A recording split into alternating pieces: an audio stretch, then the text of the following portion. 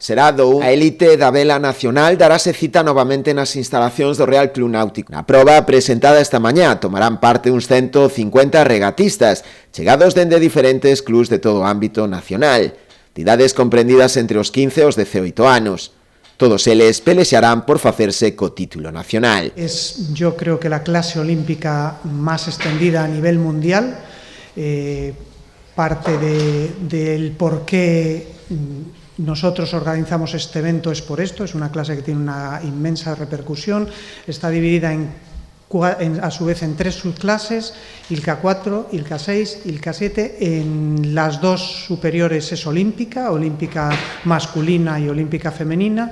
En este caso es la clase juvenil.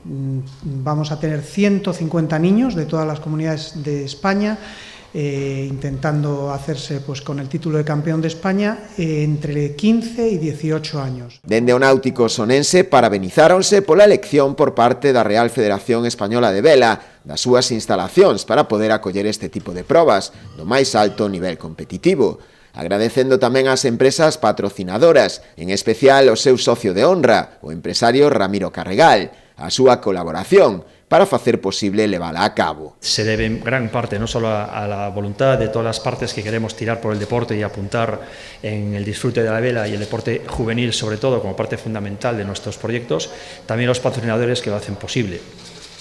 Tanto a don Ramiro Carregal Rey, que siempre es un placer poder estar con él, tanto nos apoya, tanto a Frinsa, Gadis, el Concello en sí, a la Cofradía Azul Portosín y a Feiraco por su apoyo y ayuda en esta y en tantas otras obras, eventos sobre todo deportivos desde el punto de vista juvenil.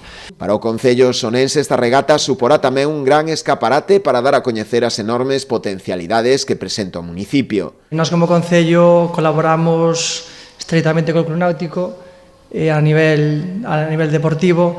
Que disfruten de 5 días de regatas do mar e que disfruten sobre todo do noso pobo. O día 1 terá lugar a cerimonia de inauguración para desenvolver os días 2 e 3 as probas clasificatorias. Os días 4 e 5 están reservados para a final, nos que se decidirán os campións de España desta disciplina, tanto en homes como en mulleres.